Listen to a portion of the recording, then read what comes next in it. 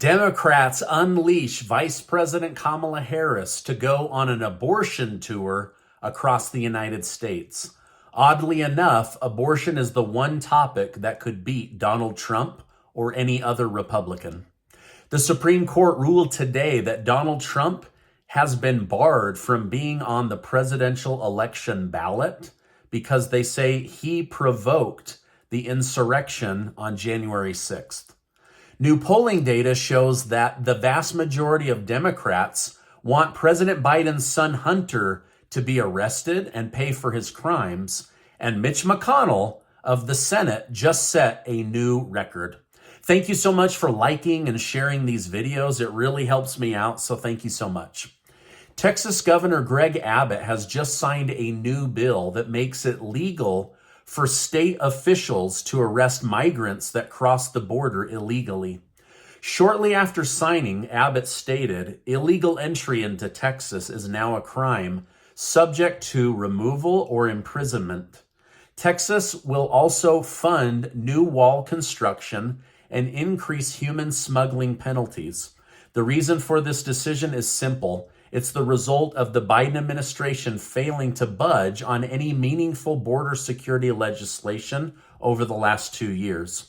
Now, in response, El Paso County filed a lawsuit against Texas by arguing that immigration is under federal jurisdiction, not state jurisdiction. Human rights groups have also stepped in and are calling on the Department of Justice to prevent the new law from being implemented.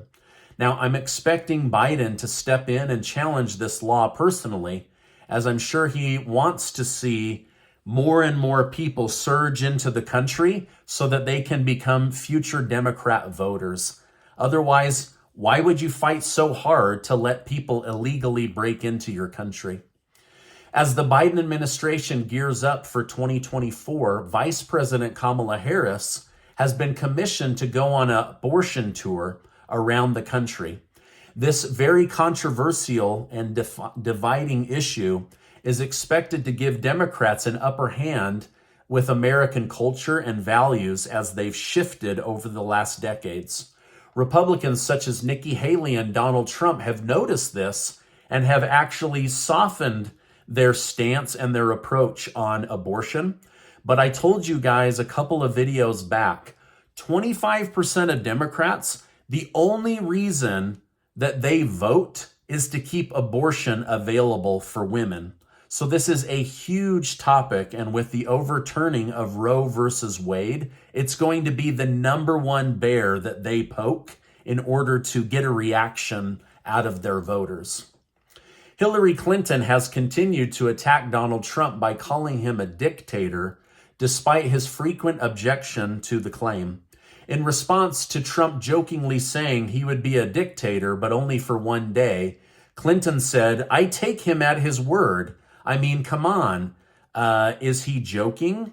So she's basically saying he's a dictator, and he just said, "I'm going to become a dictator," after making a comment that he would be a dictator only on the first day in office, and that had to do with human smuggling and the border situation and pumping more oil to make gas cheaper.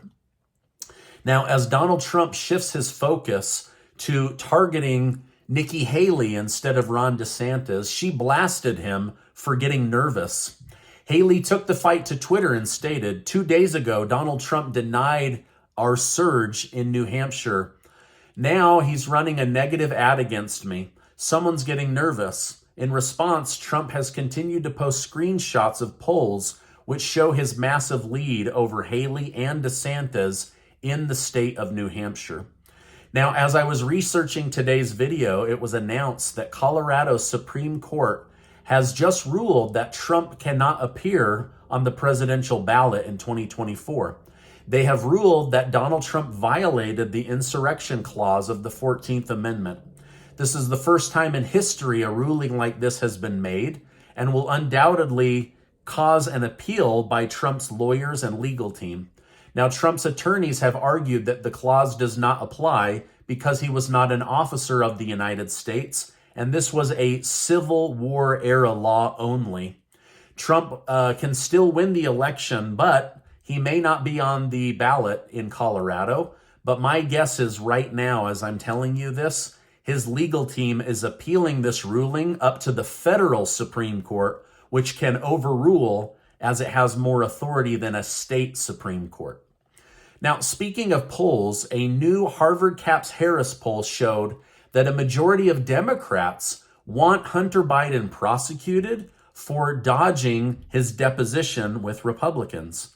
In total, 54% of them want him to be arrested and jailed. 89% of Republicans want him arrested and jailed. While Hunter faces multiple federal charges at the moment, none are expected to do real damage because, after all, his daddy is president of the United States. Now, furthermore, Republican Senator Mitch McConnell just broke a record by officially becoming the least liked person in Congress.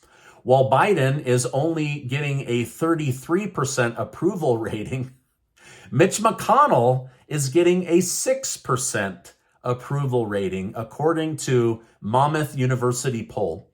When 74% of Republicans think he should resign and 94% of the country thinks that he's a waste of human flesh, it's probably time to resign and move on with your life. But let's be honest, Mitch McConnell's not there for the people. He's there for himself and his own family money.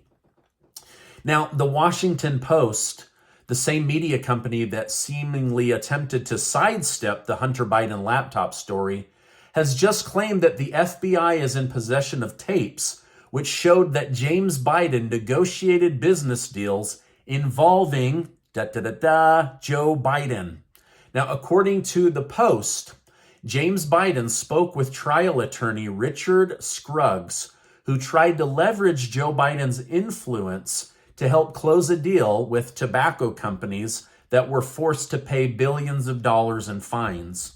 While Joe Biden may not have been aware of the talks, Scruggs has a history of bribery charges, and it looks like he was trying to use the Bidens in order to help his clients avoid billions of dollars in payments. Wow. All right, now a federal judge has just stepped in to finally unseal court documents which will make the names of Jeffrey Epstein's associates public. With over 170 people's names expected to be divulged, Republican Senator Marsha Blackburn stated that accountability is finally coming.